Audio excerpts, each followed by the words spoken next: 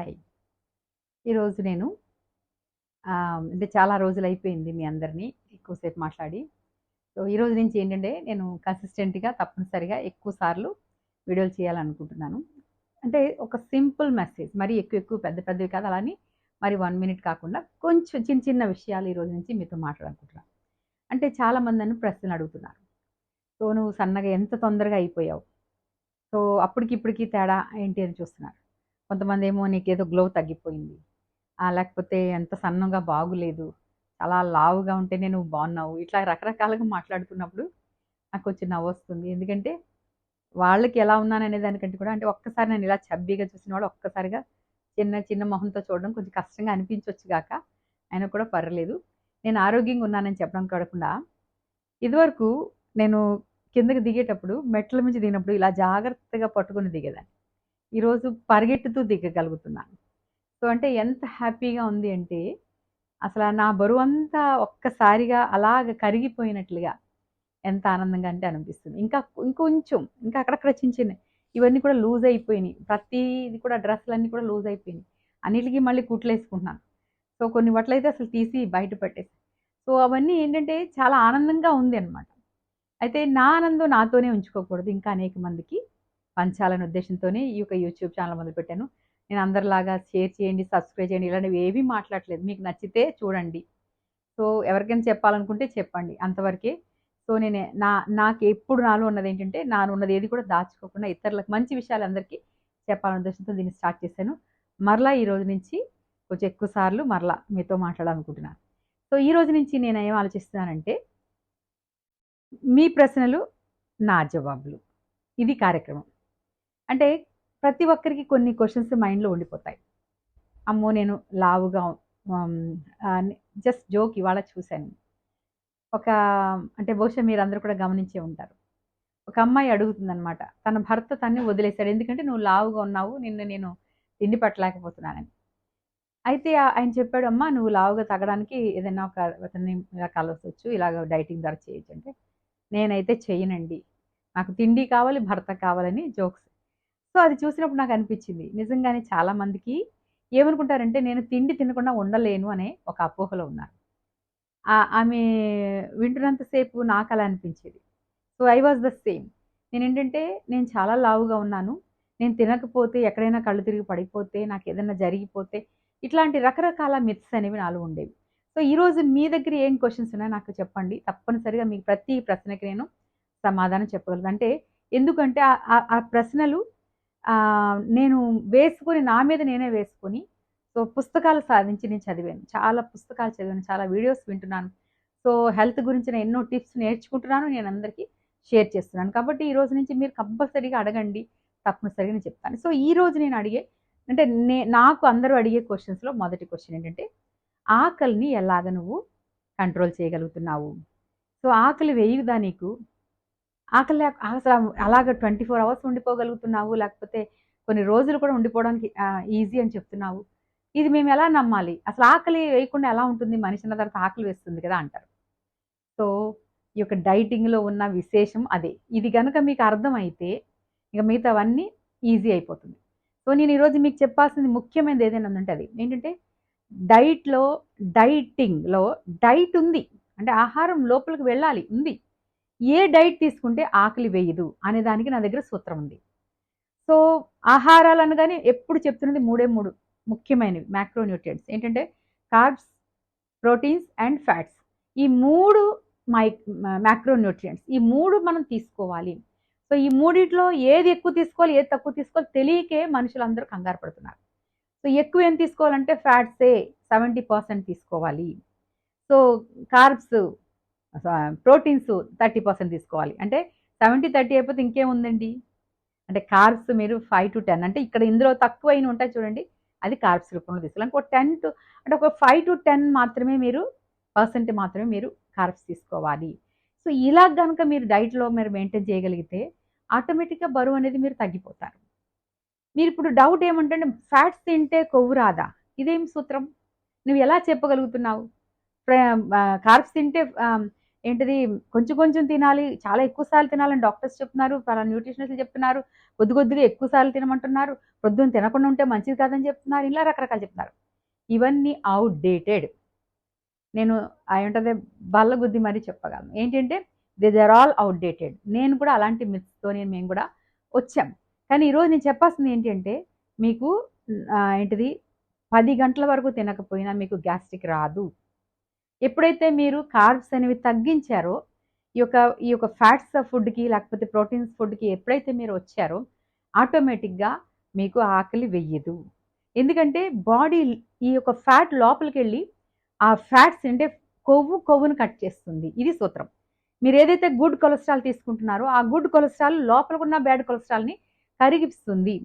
And at the same time మీరు carbs తిన్నంత కాలము మీరు ఇలా తిన్న వెంటనే బాడీలో ఉన్న ఇన్సులిన్ రెడీ అంటుంది. ఏయ్! ఆహారం వచ్చేసింది. లివర్ రెడీగా ఉండు వచ్చేస్తుంది ఆహారం అని చెప్పి ఇటు ఇన్సులిన్ రెడీ అయిపోతుంది. లివర్ రెడీ అయిపోతుంది. సో, ఇన్సులిన్ అనేది ఎప్పుడైతే స్పైక్ అవుతూ వస్తుందో రోజు ఆటోమేటిక్‌గా మీరు తిన్న ఆహారం ఏదైనప్పటికీ కూడా ఇన్సులిన్ మిమ్మల్ని లావు చేసేస్తుంది.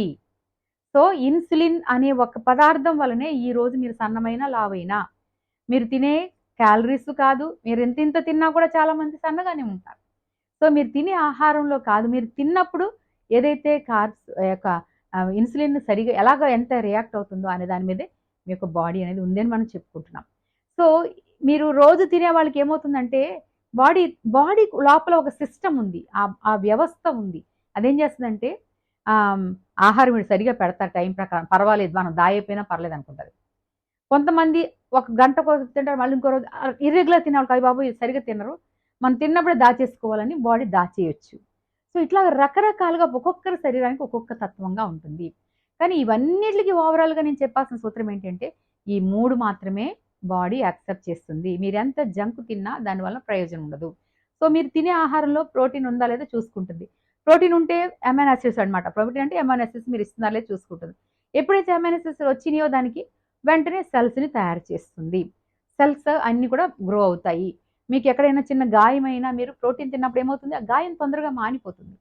సో, మీరు అందుకే అంటారు కదా! ఆపరేషన్ చేసిన వాళ్ళకి కీమా తినండి లేకపోతే అవి తినండి చెప్తారు. ఎందుకంటే ప్రోటీన్ వెళ్ళడం వల్ల సెల్స్ అనేది డెవలప్ అవుతుంది. మనకు చిన్నప్పటి నుంచి తెలుసు. కానీ మనం ఏం చేస్తున్నాం? ప్రోటీన్ తింటలేదు. ఒకవేళ ప్రోటీన్ తిన్నా ఎక్కువ తినకూడదు. మీరు బరువు సపోజ్ ఒక 70 కేజీలు ఉంటే 70 గ్రాములే తినాలి. లేకపోతే 60 కేజీలు ఉంటే 60 గ్రాములు తినాలి. అంటే దట్ మీన్స్ 30% మాత్రమే తినాలి. కానీ అంతకంటే ఎక్కువ తినకూడదు. 30% ఇన్ ద సెన్స్ మొత్తం తీసుకున్న ఆహారం మొత్తంలో 30% ఈ ప్రోటీన్ ఉండేలా చూసుకోవాలి. మీరు రోజు 30% ఫర్ ఎగ్జాంపుల్ ప్రొద్దున్న నేనైతే ఒక ప్రోటీన్ అనేది నేనేంటంటే డైరెక్ట్‌గా న్యూట్రిలైట్‌లోంచి తీసుకోమని చెప్తా ఉంటాను. ఎందుకంటే వరల్డ్స్ బెస్ట్ న్యూట్రిషన్ ఏదైనా ఉందంటే అది న్యూట్రిలైట్‌లో ఉంది. అందులో కూడా ఏంటది ఫస్ట్ పీడికా స్కోర్ అంటారు. అంటే ప్రొడక్ట్ డైజెస్టిబిలిటీ ఆ స్కోర్ ఒకటి మనకి WHO ఇచ్చేస్తుంది. ఆ స్కోర్ మీరు చూస్తే 1 స్కోర్ ఉంటుంది. కాబట్టి మీరు తీసుకునే ప్రోటీన్ కూడా న్యూట్రిలైట్‌లో ప్రోటీన్ తీసుకున్నారనుకోండి అప్పుడేమవుతుంది? మీకు కరెక్ట్‌గా ఆ ప్రోటీన్ మార్నింగ్ ఒక స్కూపు, ఈవినింగ్ ఒక స్కూప్ అంటే ఒక 20 గ్రామ్స్ మీరు తీసుకోగలిగితే అట్‌లీస్ట్ ఒక 16 గ్రామ్స్ అయినా బాడీలోకి వెళ్తుంది. సో, ఇంకా మీరు గుడ్లో లేకపోతే చికెనో లేకపోతే ఇంకా అలా పప్పు దినుసులు ఏదో కొంచెం కొన్ని అవి ఇవి తింటారప్పుడు ఇంకొంచెం వస్తుంది. ఇట్లాగా at least something is better than nothing అన్నట్లుగా మీకు వస్తుంది. సో, అట్లాగా మీకు ప్రోటీన్ అనేది కొంచెం బాడీలో ఉండాలి. అలాగే ఫ్యాట్స్ కూడా ఎక్కువ తీసుకోవాలి. ఫ్యాట్ అంటే ఏ ఫ్యాట్ అనేది నేను చాలా సార్లు చెప్పాను. మరలా చెప్తున్నాను. ముఖ్యమైన ఫ్యాట్ ఏంటంటే ఆహ్, నెయ్యి, బటర్, బటర్ ఈజ్ బెటర్ అని చెప్పాను కదండీ! అలాగే ఇంకా ఏంటి ఆలివ్ ఆయిల్. సో, ఇంకా కొబ్బరి నూనె. సో, కొబ్బరి నూనె మీరు డైరెక్ట్‌గా వండుకోవడం మీకు కొంతమందికి కష్టం అనుకున్నాం. కేరళ వాళ్ళకి వండదు. మీరు ఒకవేళ కష్టం అనుకుంటే మీరేమి లేదు. ఒక్క కొబ్బరి నూనె ఒక 2 స్పూన్స్ మీరు ప్రొద్దున్నే ఒక నిమ్మకాయ నీళ్ళలో యేసుకొని తాగేయండి. కొంచెం వేడి గోరువెచ్చని నీళ్ళు మీరు ఎలా తాగుతారు మీ ఇష్టం. లేకపోతే ప్రోటీన్‌లోనే షేక్‌లోనే కలుపుకొని ఒక 2 స్పూన్లు తాగేయండి.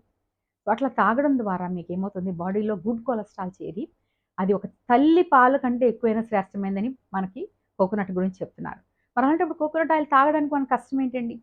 సో, అది తాగి మీరు చూడండి. మీరు ఎప్పటికప్పుడు మీ లిపిడ్ ప్రొఫైల్స్ చెక్ చేసుకోండి. మీ కొలెస్ట్రాల్ లెవెల్స్ చెక్ చేసుకోండి. మీ షుగర్ లెవెల్స్ చెక్ చేసుకోండి.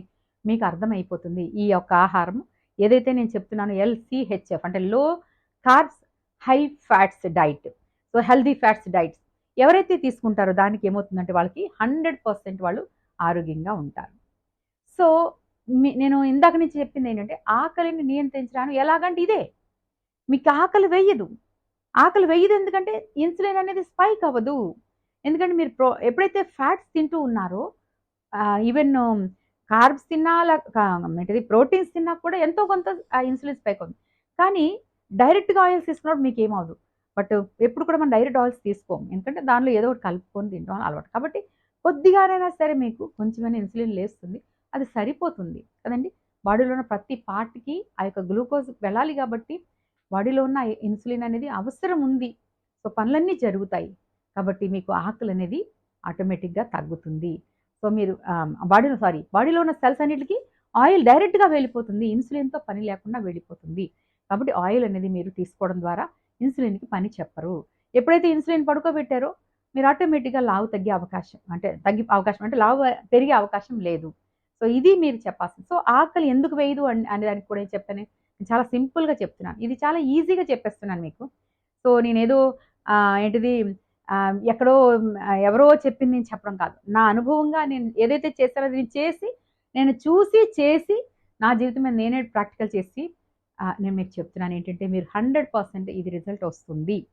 సో, మీరందరూ నమ్మండి. ఆకలి ఎందుకు వేయదు అంటే నేను 24 అవర్స్ కూడా తినకుండా ఉండగలుగుతున్నాను ఈరోజు.